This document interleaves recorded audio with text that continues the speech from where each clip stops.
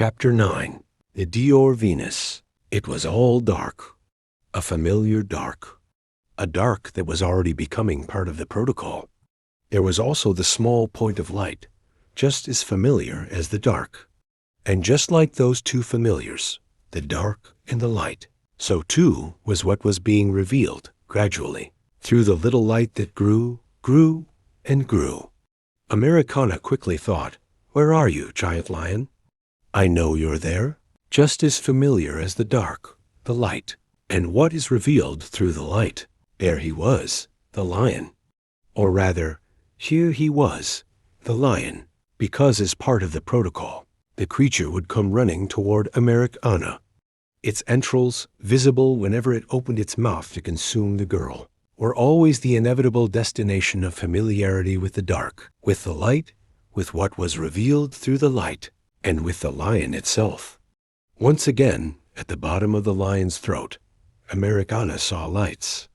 Not light, singular, but lights, plural. Not bright lights like the lion's, but colored lights. Lights of every color flickered beneath Americana, beside her and above. She was en route axis mundi. She was lying on the ground, while the passers-by walked past and looked at her, but none of them stopped. Americana's vision returned little by little, first out of focus, then blurry, until it finally adjusted. The passers-by were other versions of herself. Suddenly, one of the Americana passers-by stopped to offer her a hand. Without saying a word, she simply extended her hand and helped her stand. Americana managed to regain her balance. She said, "Thank you." She looked at this version of herself. It also had the QR code marks, but there were also signs of time on the skin.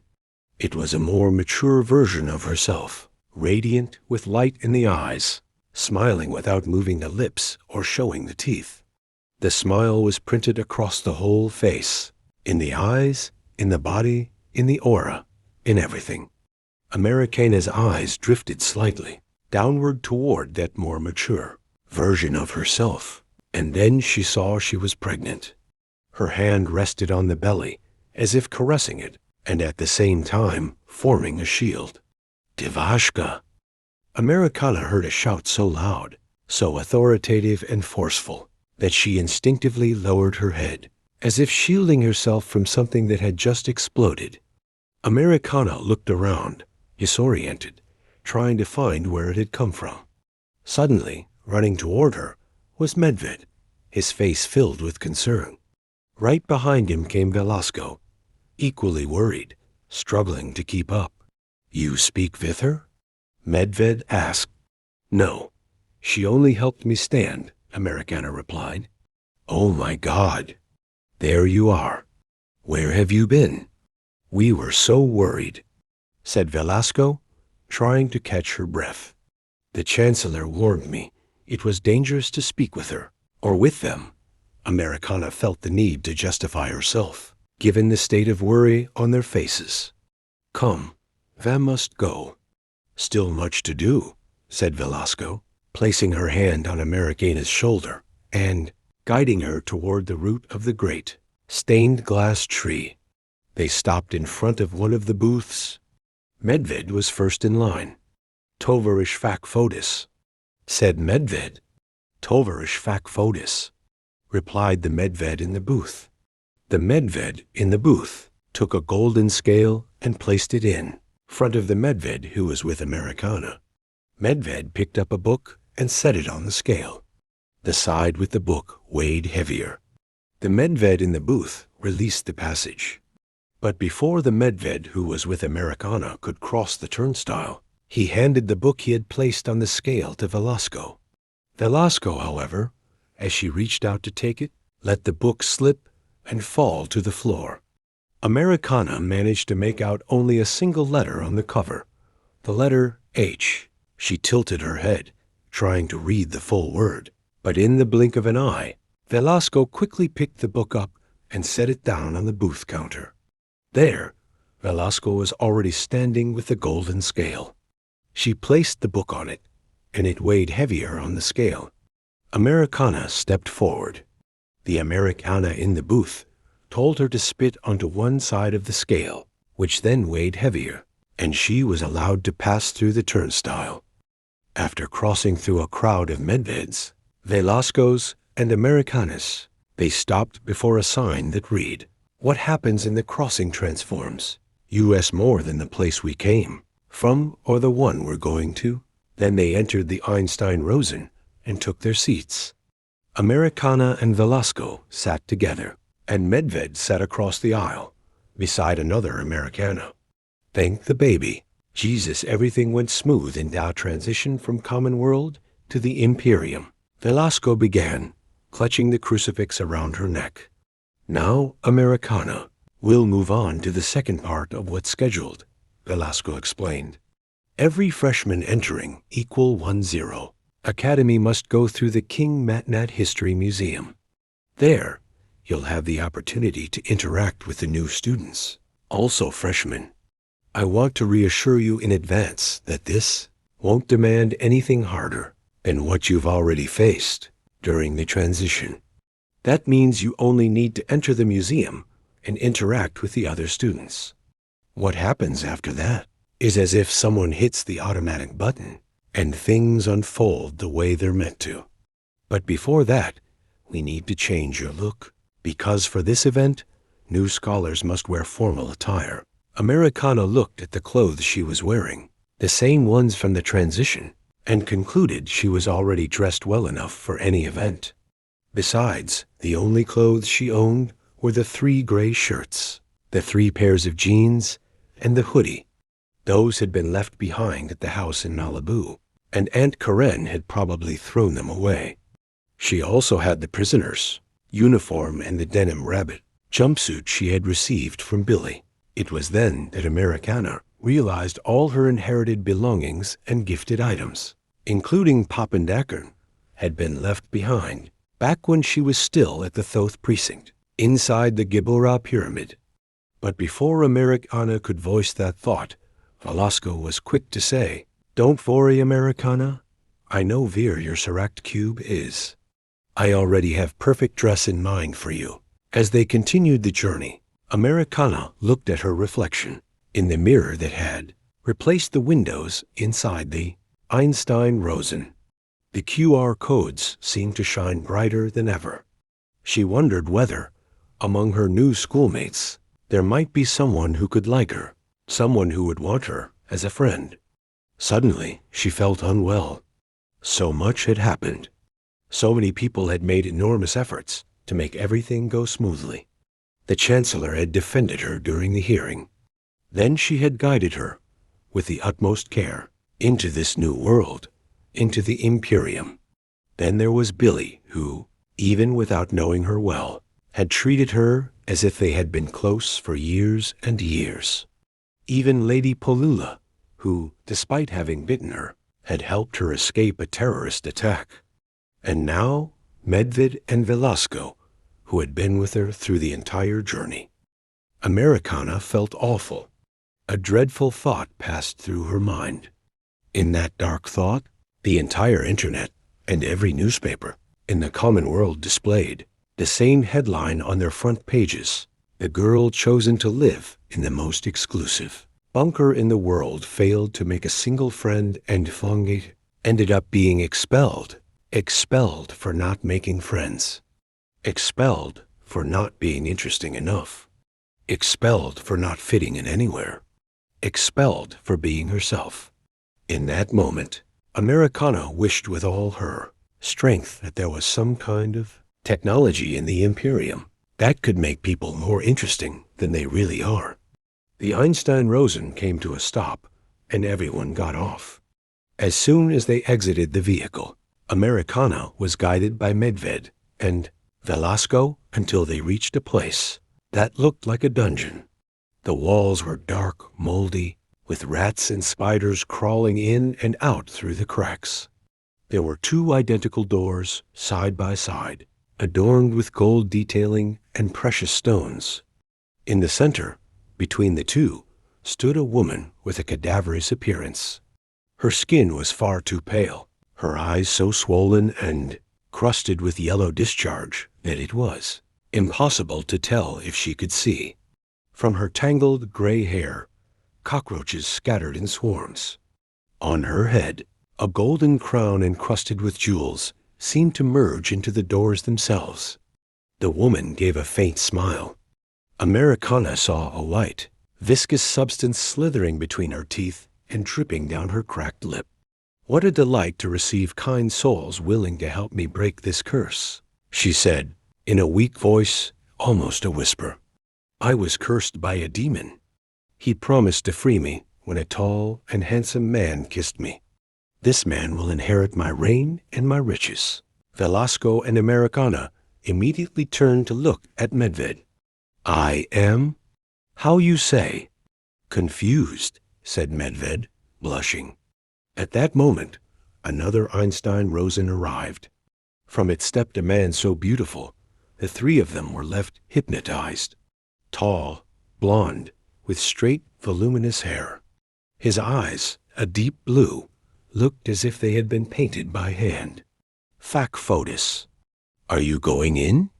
he said, with a deep and gentle voice. His teeth were white, his lips full.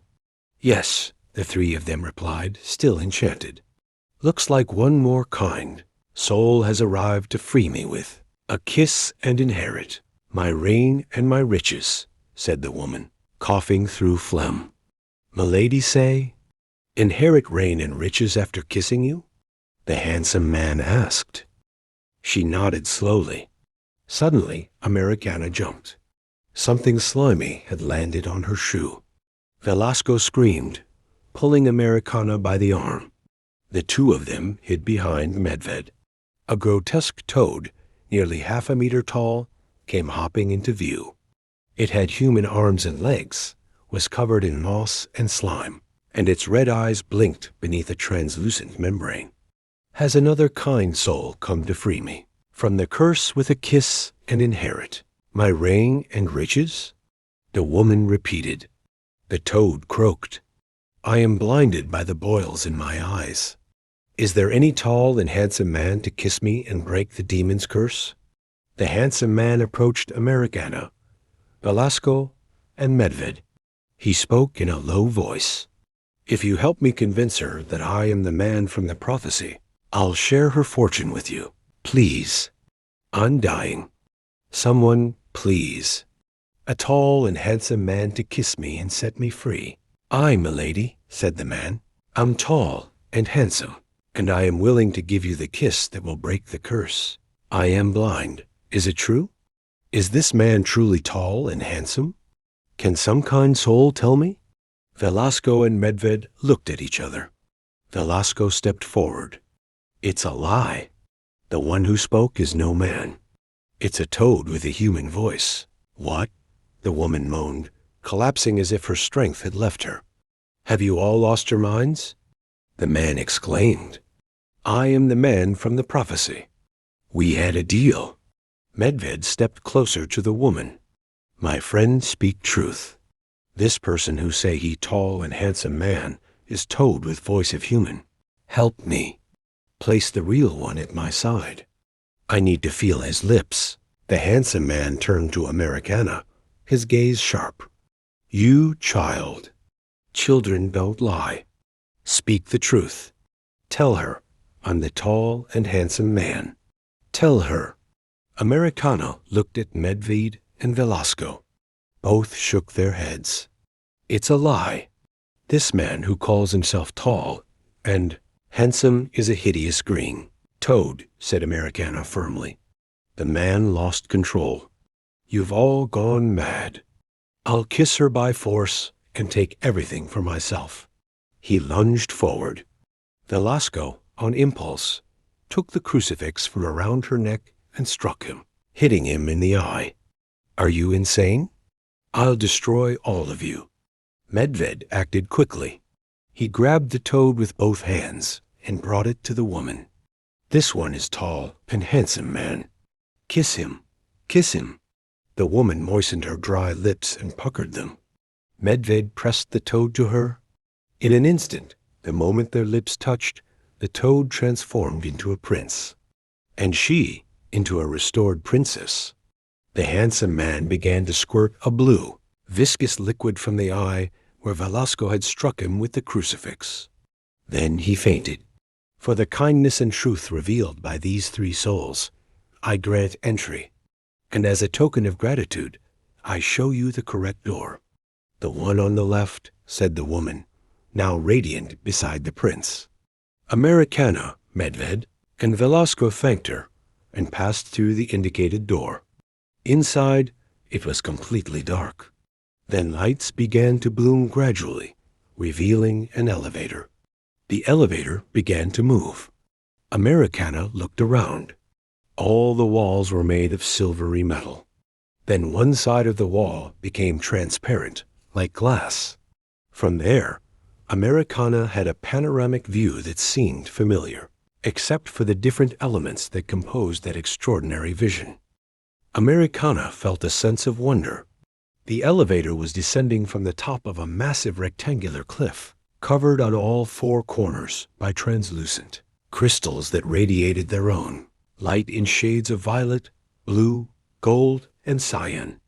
Between the crystal seams, countless waterfalls of crystalline water plunged from miles above, forming a barrier around an artificial island, also rectangular in shape.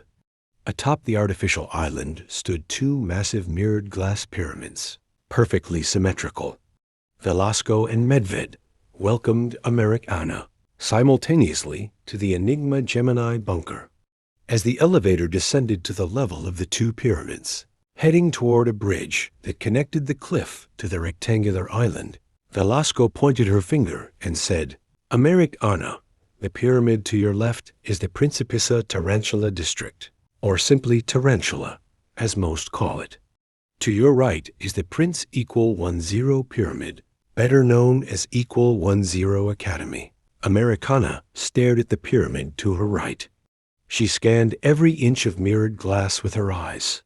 If she focused hard for a few seconds, she could make out a towering structure made of exposed stone.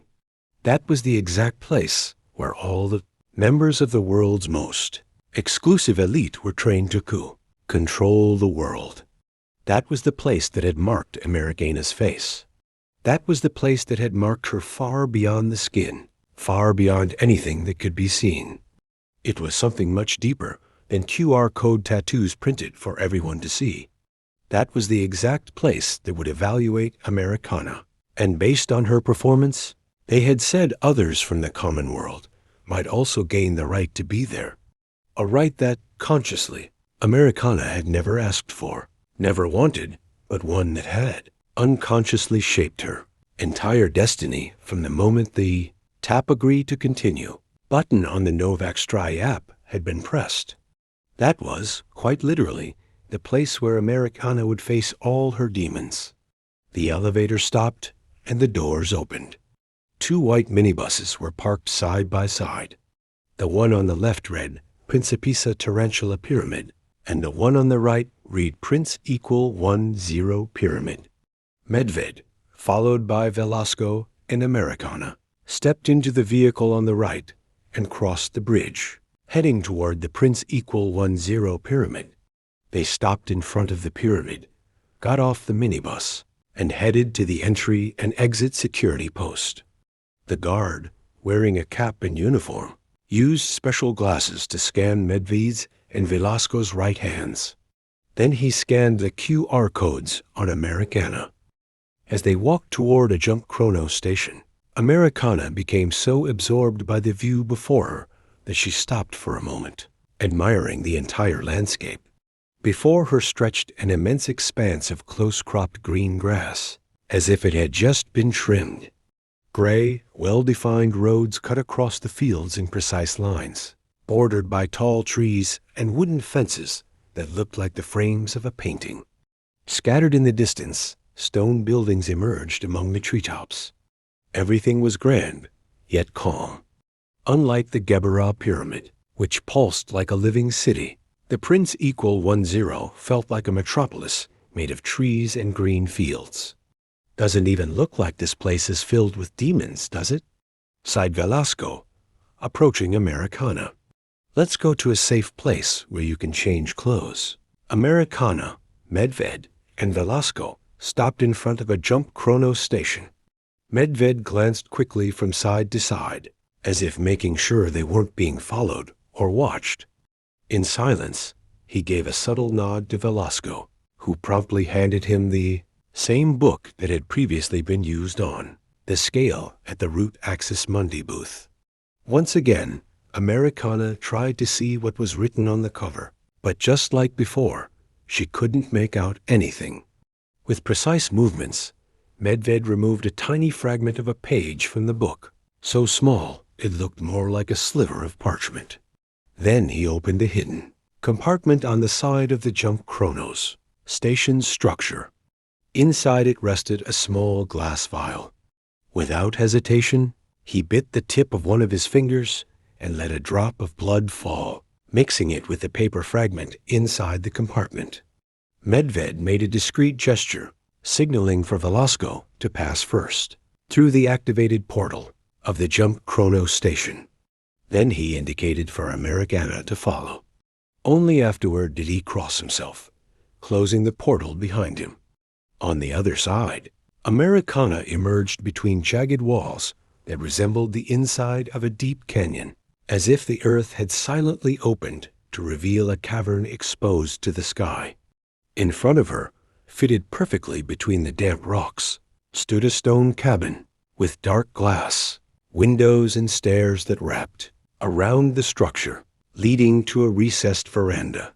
Even from the outside, Americana could see the flickering light of a lit fireplace reflecting on the rounded interior walls, as if the warmth inside had both form and intention. Around the cabin, the scene was covered in thick moss, damp stones, and the gentle sound of running water. It was as if that stone refuge had been carved by the earth itself to conceal a secret. Velasco gave Americana a firm look and said, "Let's go inside. This place is safe for now. There's no risk of hysterical crowds or terrorists coming after you. But it is absolutely essential that you never tell anyone about it. Medved and I built this refuge. As soon as we receive the order from Director Popes' Rock to escort you and oversee the crossing from the common world into the Imperium." Americana nodded, promising to keep the secret. In silence, she followed Velasco into the cabin. As she climbed the stone steps and crossed the doorway, Americana was suddenly caught off guard by a whirlwind of fur rushing toward her, wrapping tightly around her legs. "Mommy, you came back. I'm so happy. Hooray!" It was Pappendackern, who leapt up and clung to Americana in a vibrant hug, his plush little arms squeezing with the strength of someone who had waited a very long time. Americana immediately caught the sweet scent of cotton candy coming from the stuffed robot, and it made her heart race with tenderness.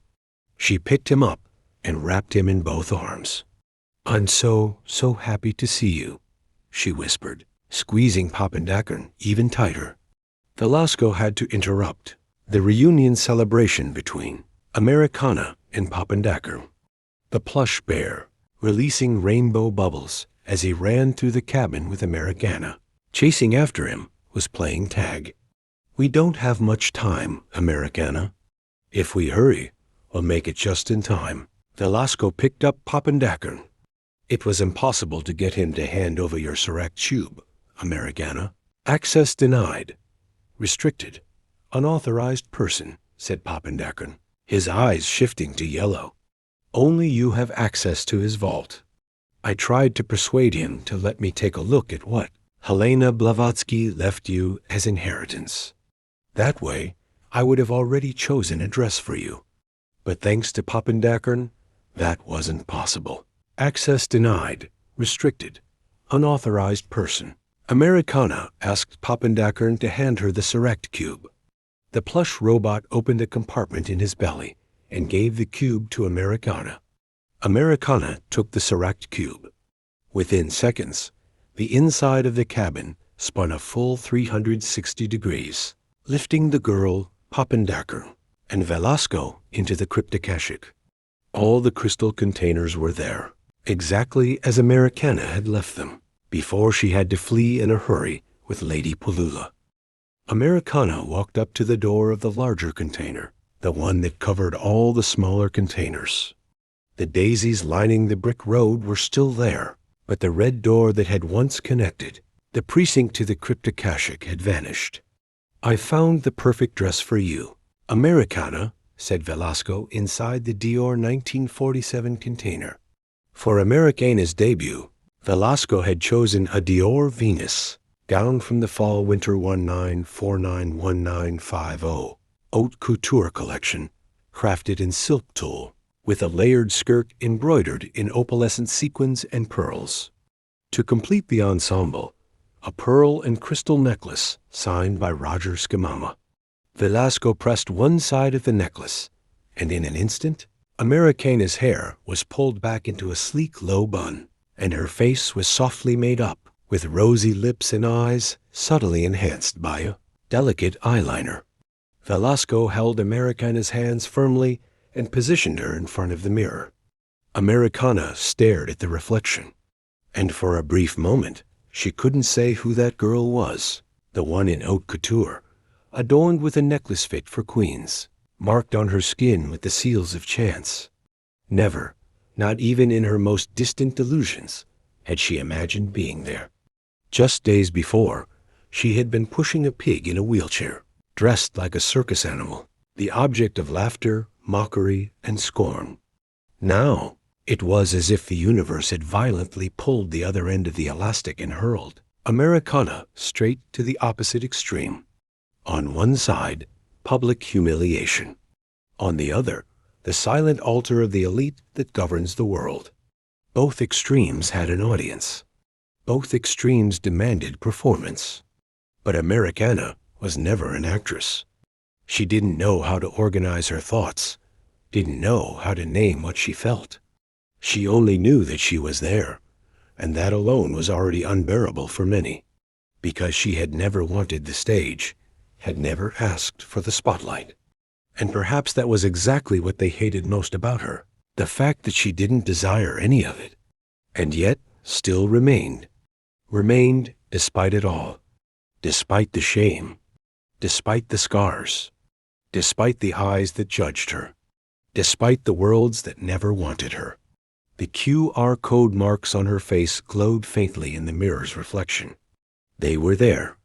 No matter how beautiful or well-dressed Americana was, they were unerasable. Maybe they were a reminder.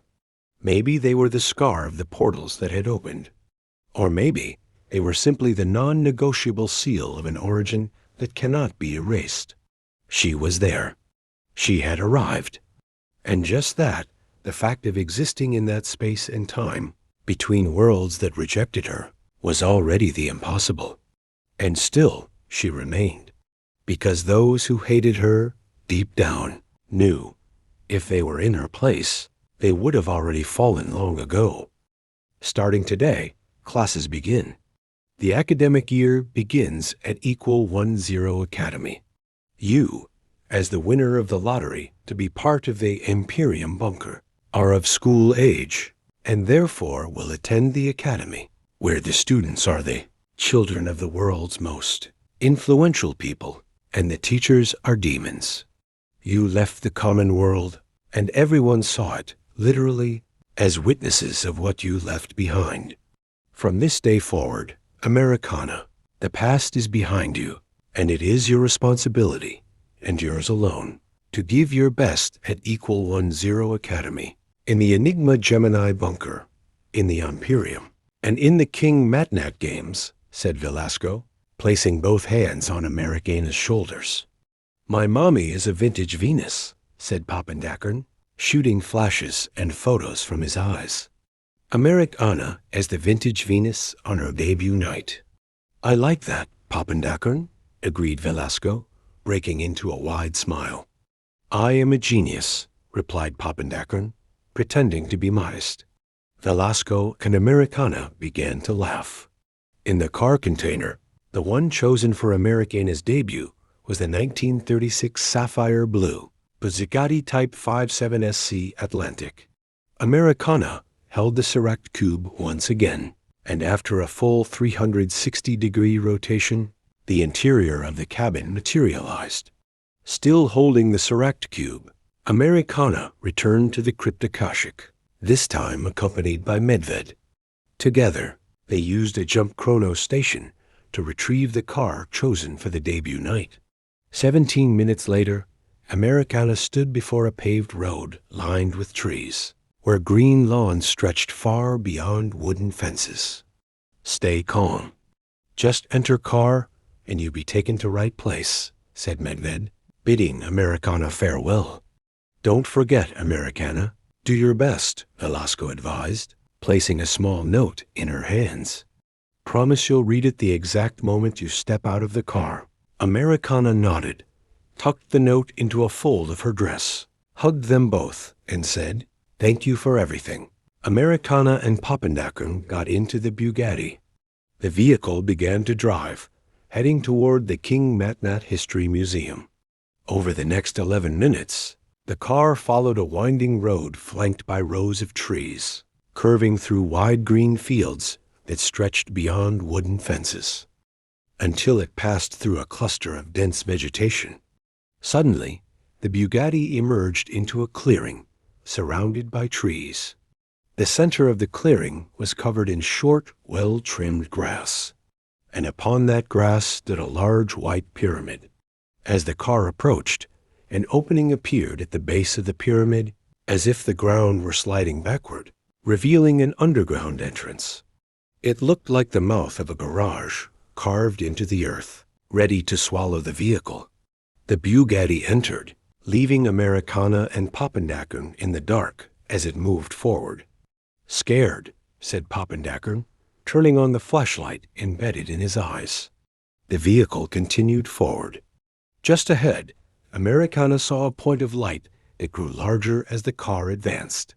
They reached what seemed to be a kind of car elevator, because as soon as the Bugatti stopped, the floor and the walls began to move downward.